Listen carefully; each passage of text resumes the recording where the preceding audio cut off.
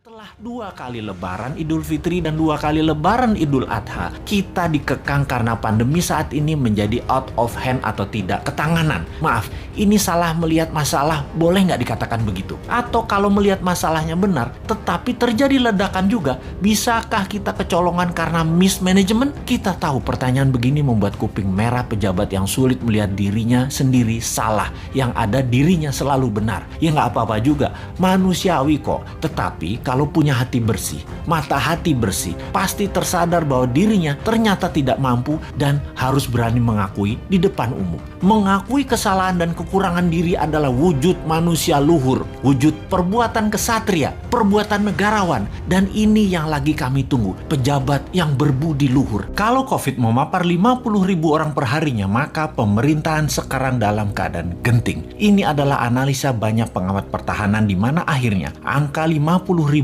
tersentuh juga. Tingkat ketidakpercayaan masyarakat terutama karena efek rasa lapar di perut kelamaan akan sulit dibendung walau dengan kerja keras pasukan buzzer yang jumlahnya ribuan bertahan membenarkan apapun tindakan pejabatnya. Tidak akan menang buzzernya, malah balik badan buzzernya mungkin. Lover bisa jadi hater saat ini. Bener deh, perasaan itu bisa berubah dengan cepat kalau kekecewaan demi kekecewaan didapat dalam hubungan relasi pertemanan. Dari lover atau fans berat awalnya, namun ketika masalah perut dan nyawa jadi taruhan, banyak rakyat bakal balik badan dari pemerintah yang dipuja-puji saat ini. PPKM, tuh ini nih kalau bernegara pakai narasi, ada aja singkatan baru muncul sampai bingung gua. Sudah banyak istilah-istilah ditambah singkatan-singkatan. Aduh, oke kita lanjut. Menjalankan PPKM sebuah kerja keras. Pejabat pusat dan daerah berusaha membatasi gerak masyarakat namun sulit. Mereka tidak bisa diredam untuk diam selain karena perutnya lapar juga karena melihat berita dan informasi apa yang terjadi di kalangan elit sudah sampai tahap memuakkan. Mengapa? Karena para elit mendiamkan dan mendukung TKA, tenaga kerja asing. Adanya tenaga kerja asing masuk, sementara efek COVID selama 1,5 tahun ini ada 9,7 juta pengangguran karena pandemi ini, tetapi elit malah lebih mendukung TKA atau tenaga kerja asing. Hal ini sangat menohok hati masyarakat. Perbuatan memasukkan tenaga kerja asing tadi sungguh melukai banyak hati masyarakat. Ketika dipertanyakan kok diizinkan masuk, maka jawaban pejabat yang paling berwenang dan berkuasa tersebut adalah kita tetap harus dukung investor asing. Jangan sampai investor asing jadi kecewa dan merusak hubungan diplomasi dan ekonomi negara Indonesia. Asli saya enek perut saya mendengar pejabat tersebut bicara. Gila bener, hak rakyat bertanya dikebiri dengan jawaban picisan dan hak rakyat untuk sehat dipermainkan. Rakyat lapar pak, kok nganggap Tiongkok satu-satunya dewa penolong sih? COVID meledak ini adalah kegagalan Anda juga penanganannya, kegagalan mengelola negara, dan hebatnya pejabat yang maha serba bisa itu mengatakan kita minta bantuan Tiongkok. Gua blek pol lu ah, Tiongkok mau bantu gratis apa? Lu gile. Lalu di sebuah podcast, jawaban Anda pedagang bener deh. Asli Anda ini pedagang. Gua pikir lu negarawan. Kok bisa yang maha baik di pucuk pimpinan masih menggunakan orang seperti begini? Ampun Gusti.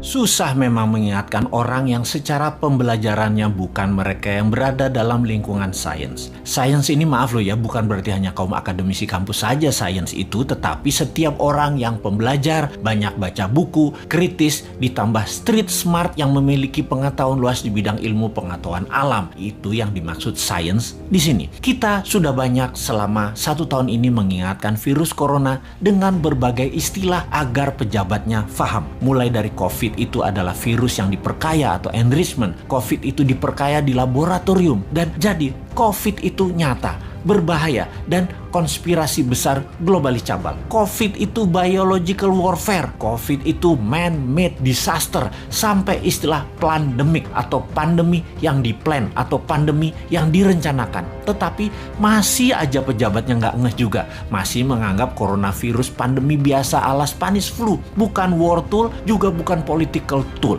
Efeknya yang terjadi yaitu telah 2 kali lebaran Idul Fitri dan 2 kali lebaran Idul Adha, kita dikekang karena pandemi saat ini menjadi out of hand atau tidak ketanganan. Maaf, ini salah melihat masalah, boleh nggak dikatakan begitu? Atau kalau melihat masalahnya benar, tetapi terjadi ledakan juga, bisakah kita kecolongan karena mismanagement? Kita tahu pertanyaan begini membuat kuping merah pejabat yang sulit melihat dirinya sendiri salah, yang ada dirinya selalu benar. Ya nggak apa-apa juga, manusiawi kok. Tetapi kalau punya hati bersih, mata hati bersih, pasti tersadar bahwa dirinya ternyata tidak mampu dan harus berani mengakui di depan umum. Mengakui kesalahan dan kekurangan diri adalah wujud manusia luhur, wujud perbuatan kesatria, perbuatan negarawan. Dan ini yang lagi kami tunggu, pejabat yang berbudi luhur. Tidak menjadi terhina manusia mengakui kelemahan diri itu. Rakyat pasti dukung pejabat yang manusia unggul yang rendah hati tersebut, yaitu pejabat yang mengakui kelemahan dan kesalahan dirinya. Kemarin-kemarin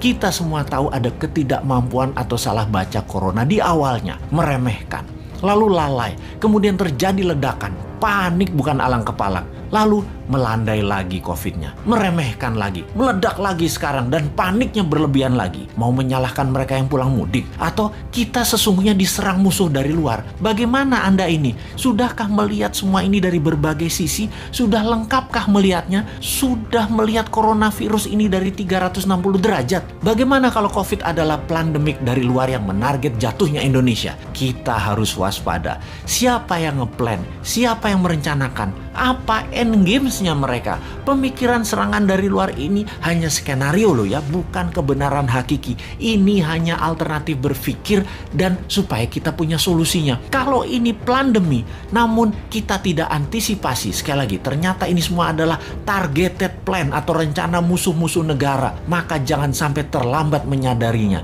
Bisa ambiar negara kita. Saat ini semua sudah terjadi. Bom virus ini kalau ternyata ada yang meletakkan dan meledak, maka kita harus antisipasi sekarang. Sekali lagi, mudah-mudahan semua ini hanya masalah pandemi biasa, bukan seperti rencana menjatuhkan Trump kemarin yang berhasil. Mudah-mudahan dengan vaksin selesai masalah COVID. Mudah-mudahan bukan pandemi untuk memecah keutuhan dan kekuatan bangsa Indonesia. Kalau dengan vaksin masalah belum selesai, punya plan B nggak bos? Kalau COVID memapar 50.000 orang per harinya, maka pemerintahan sekarang dalam keadaan genting. Ini adalah analisa banyak pengamat pertahanan di mana akhirnya angka 50.000 tersentuh juga. Tingkat ketidakpercayaan masyarakat terutama karena efek rasa lapar di perut kelamaan akan sulit dibendung walau dengan kerja keras pasukan buzzer yang jumlahnya ribuan bertahan membenarkan apapun tindakan pejabatnya. Tidak akan menang buzzernya, malah balik badan buzzernya mungkin. Lover bisa jadi hater saat ini. Bener deh, perasaan itu bisa berubah dengan cepat kalau kekecewaan demi kekecewaan didapat dalam hubungan relasi pertemanan. Dari lover atau fans berat awalnya, namun ketika masalah perut dan nyawa jadi taruhan, banyak rakyat bakal balik badan dari pemerintah yang dipuja-puji saat ini. PPKM, tuh ini nih kalau bernegara pakai narasi, ada aja singkatan baru muncul sampai bingung gua. Sudah banyak istilah-istilah ditambah singkatan-singkatan. Aduh, oke kita lanjut. Menjalankan PPKM sebuah kerja keras. Pejabat pusat dan daerah berusaha membatasi gerak masyarakat namun sulit. Mereka tidak bisa diredam untuk diam selain karena perutnya lapar, juga karena melihat berita dan informasi apa yang terjadi di kalangan elit sudah sampai tahap memuakkan. Mengapa? Karena para elit mendiamkan dan mendukung TKA, tenaga kerja asing. Adanya tenaga kerja asing masuk, sementara efek COVID selama 1,5 tahun ini ada 9,7 juta pengangguran karena pandemi ini, tetapi elit malah lebih mendukung TKA atau tenaga kerja asing. Hal ini sangat menohok hati masyarakat. Perbuatan memasukkan tenaga kerja asing tadi sungguh melukai banyak hati masyarakat. Ketika dipertanyakan kok diizinkan masuk, maka jawaban pejabat yang paling berwenang dan berkuasa tersebut adalah kita tetap harus dukung investor asing. Jangan sampai investor asing jadi kecewa dan merusak hubungan diplomasi dan ekonomi negara Indonesia. Asli saya enek perut saya mendengar pejabat tersebut bicara. Gila bener. Hak rakyat bertanya dikebiri dengan jawaban picisan dan hak rakyat untuk sehat dipermainkan. Rakyat lapar, Pak. Kok nganggap Tiongkok satu-satunya dewa penolong sih? COVID meledak ini adalah kegagalan Anda juga penanganannya. Kegagalan mengelola negara, dan hebatnya pejabat yang maha serba bisa itu mengatakan kita minta bantuan Tiongkok. Gua blek pol lu ah, Tiongkok mau bantu gratis apa? Lu gile. Lalu di sebuah podcast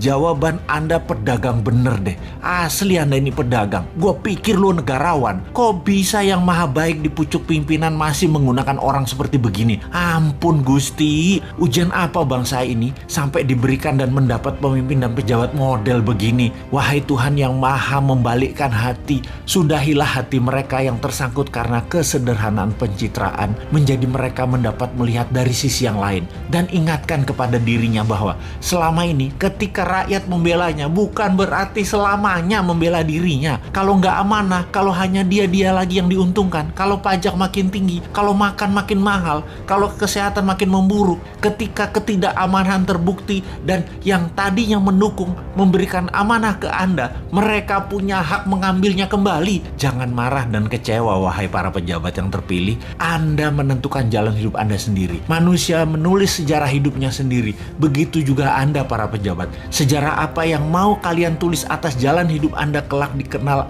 Anda adalah diri Anda sendiri yang menulis. Anda yang membuatnya. Menaikkan hutang negara hampir 1.000 triliun per tahun selama menjabat. Itu sudah menjadi catatan sejarah. Walaupun beliau banyak dapat gelar internasional dari pemberi hutang, tapi itu adalah fakta. Raja hutang itu adalah keputusannya. Gayanya yang tidak pro UKM dan tidak pro dunia usaha sudah menjadi catatan sejarah panjang juga.